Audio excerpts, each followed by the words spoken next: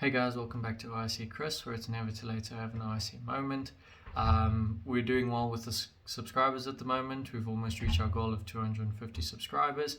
If we can reach that by the 9th of May, then I shall do a live session on the 11th of May 2022, because I see that you guys write Maths Paper 1 on the 13th of May. Okay, so just a little bit of information on that. Today's video, we're going to be doing Maths Paper 1 again. I want to get these videos out of the way, so we're looking at question 4. If you don't have the paper, there's a link in the description below where you can download the paper.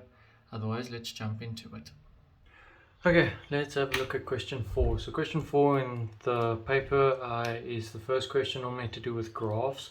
Okay, so given over there, they say the lines y of x plus 1 and y equals to negative x minus 7 are the axis of symmetry for the function f of x, which is negative 2 over x plus p plus q. Okay, so the first thing you should note there is that that is the general function or the general way of writing the equation for a hyperbola. Okay, so we're dealing with a hyperbola, okay, which normally looks something like this. Okay, that's x and that's y. Okay, but as you can see there, we have an x shift and we have a y shift. Okay, so I've written out everything that they've given us here. Now note that p, okay, is always your vertical asymptote. Okay, and q is always going to be your horizontal asymptote.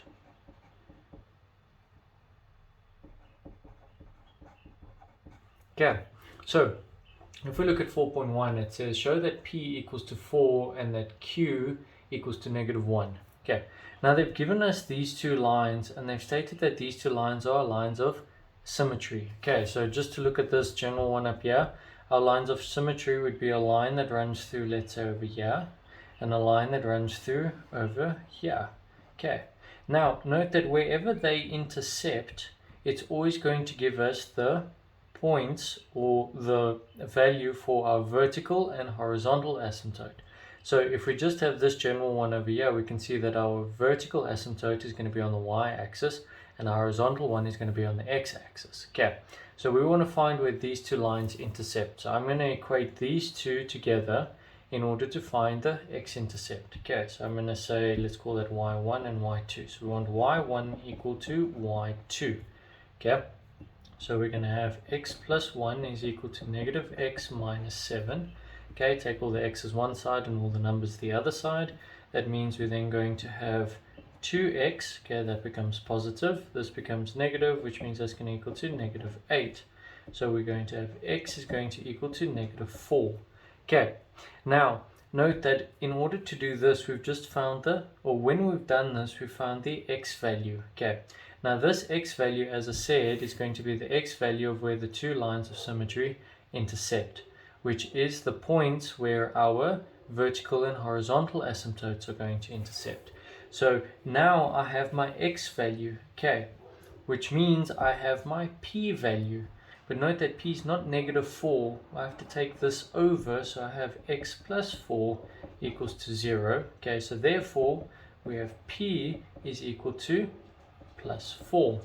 Okay, but now to solve for your y value, we're going to take this x value of negative 4 and we're going to plug it either into y1 or y2. You can choose whichever one you want. I'm going to use the simplest one of y1. So y1 equals to x plus 1. Now we have the x value, it's negative 4, so y1 is going to equal to negative 4 plus 1, which then gives me negative 3. So the y value for where the two lines of symmetry intercept is negative 3, and this here now becomes my y-intercept, and that gives me q. Okay, so q is going to stay negative 3. Okay, so finally our equation is going to look something like this. We're going to have f of x equals to negative 2 all over x plus 4 minus 3. Okay, now if we look at 4.2 over there says calculate the x-intercept of f of x. Okay, so we know that x-intercept means we said y equals to 0. So f of x, I'm just going to write it out again. That was negative 2 all over x plus 4 minus 3. Okay, so we set that equal to 0. Minus 2 all over x plus 4 minus 3. Okay, so I'm going to take the negative 3 across before I sort out the fraction. So 3 equals negative 2x plus 4. Multiply this with the negative 3. Okay, that means we're then going to get the following. 3x plus 4 equals negative 2.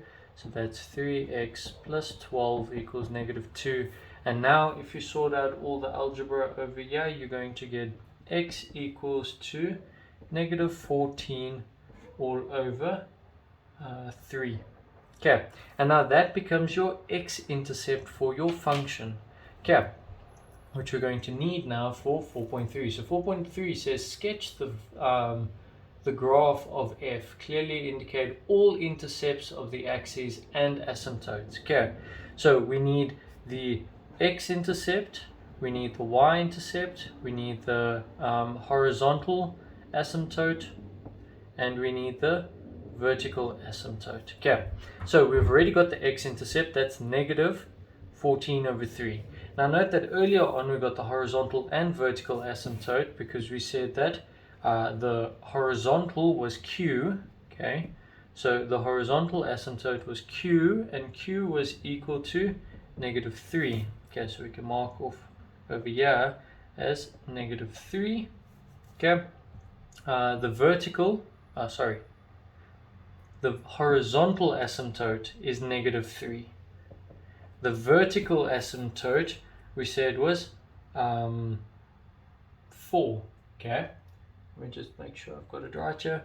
So this should be negative 4. Okay, remember we've shifted the graph because it's plus 4 over here. Okay, we've shifted the graph to the left. So my horizontal asymptote has moved to the left. Sorry, my vertical asymptote has moved to the left. Okay, so there's my vertical one. Here's my horizontal one. Okay, then we know that x has a negative intercept of 14 over 3. So that's going to be somewhere over here. So let's say negative 14 over 3. Okay, which means we have this over there. Okay, and then the next one we need is our y-intercept. Okay, so that's where we let x equal to 0. So y equals to negative 2 over 0 plus 4 minus 3. So y is going to equal to negative half minus 3. So your y-intercept is then going to give you negative 7 over 2. Okay, so let's do negative 7 over 2 over there. Okay, which means you're then going to have your other part of the function looking something like that. Okay, so I've got my vertical asymptote, I've got my horizontal asymptote, got the y-intercept, and I've got the x-intercept. So all is met. Okay, and that's how we do this question. Okay, if you guys have enjoyed today's video, then please leave a thumbs up on the video. It does help me a lot. If you have any questions regarding question 4, please leave them in the comment section down below, and I'll get back to them as soon as I can. Please consider subscribing to the channel so that we can reach that mark and I can do the live session for you guys on the 11th of May. That's a Wednesday before you guys write. Thank you very much for watching the videos, and remember, it's never too late to have an OIC moment.